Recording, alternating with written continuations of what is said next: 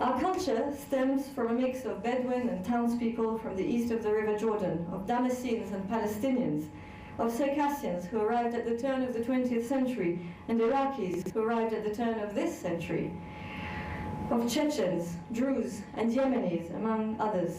All have brought with them their rich ancestral culture, now barely visible in minute details of everyday life, all a part of Jordan today. Recently, there was a media seminar organized by JMI. One of the participants, a young and very articulate woman wearing a hijab, complained that she couldn't identify with the female anchors she saw on TV because, in her view, their looks and their behavior were completely at odds with what she saw as her own Arab values.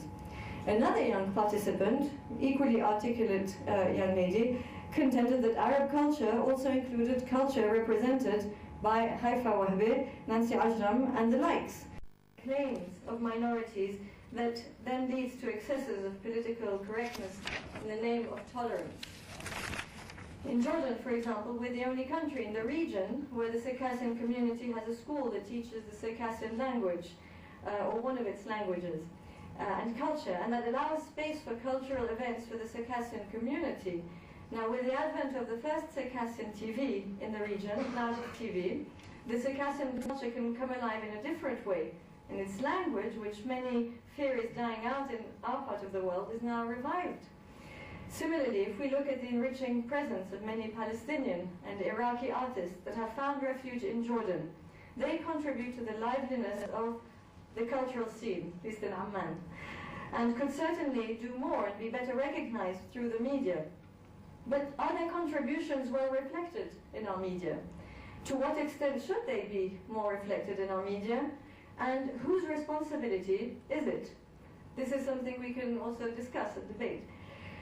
As far as I'm concerned, I believe that the celebration of our diversity contributes to our common prosperity. I believe that Jordan can set a magnificent example of a place where we not only promote and foster traditional arts and crafts, our historical heritage and our values, but where we can provide a regional platform for enriching cultural dialogue and even international cultural cooperation.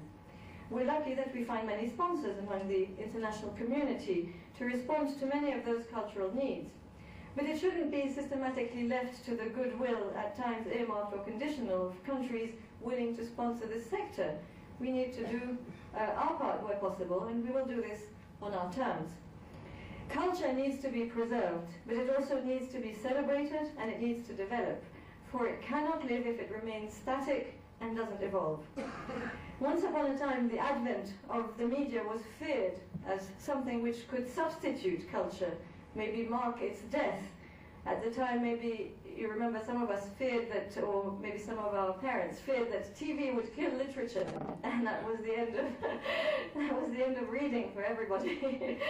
But it's clear today more than ever that the development of culture, in fact, depends now in great part on its being integrated by media. The media's technological advances have allowed us to preserve some parts of our culture and history. Just to show you a quick example, a couple of years ago, the Jordan Hashemite Fund for Human Development, JOHD, was part of an effort that led to the awarding to 4 tribes in southern Jordan of the title of Masterpiece of Oral Intangible Cultural Heritage. And if you can see, do you have the... Hi, Shadi, sorry. If you can see the pictures, they used... do you want to maybe switch the lights?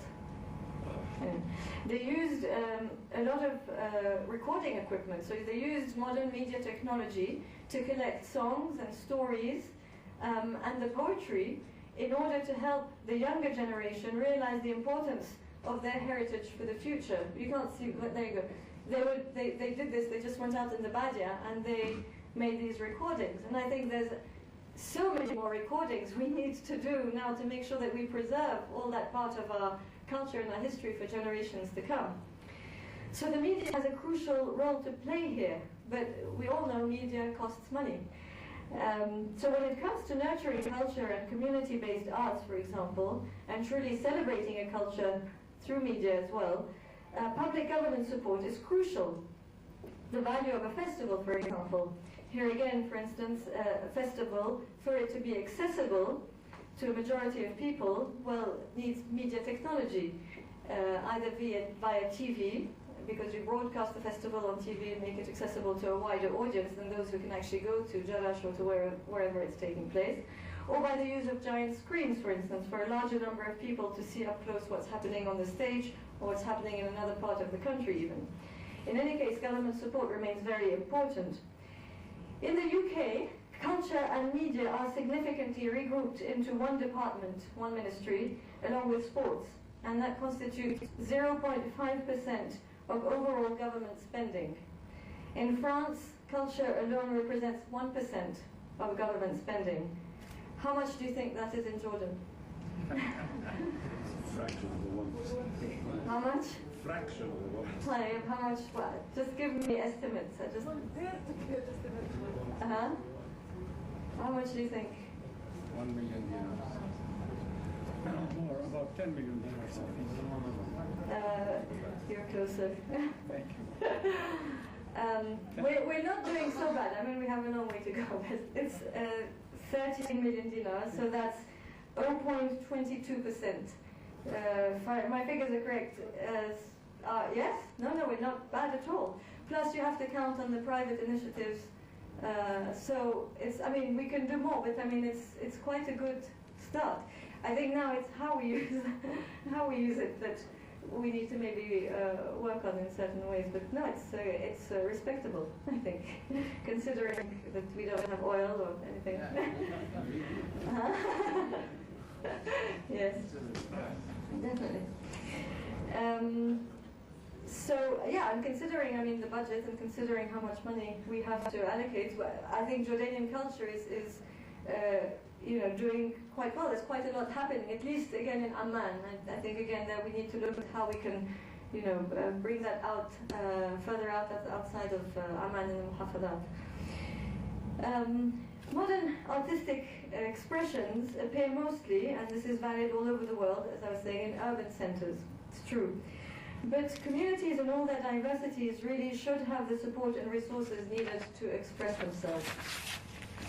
And by the way, that's one of the strategies that we adopt at the Royal Film Commission, where we've been creating film clubs, which is an emulated concept, if you will, of Beit al-Aflam, which I'd like you to all know is due to open tomorrow, inshallah. And those film clubs allow young people, teenagers, to really get to know this media, get to understand how film works, how to put together a little video maybe in various areas. So now we have film clubs in Irbil, Aqaba, and Sahab, Jabal Nadif, and Madaba. And we're working on more. Mohanad, yes? Thank you. I'd just like to add here also a little note.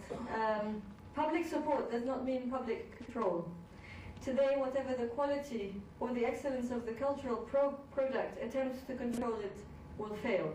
And this is partly because access to the media in Jordan is on the whole transparent and open. And it can be used quite easily to convey, to transmit, to spread and broadcast culture, among other things. Look how easy, for instance, it is now to upload anything on YouTube or post something on Wikipedia. Probably easier for our kids, but still easy.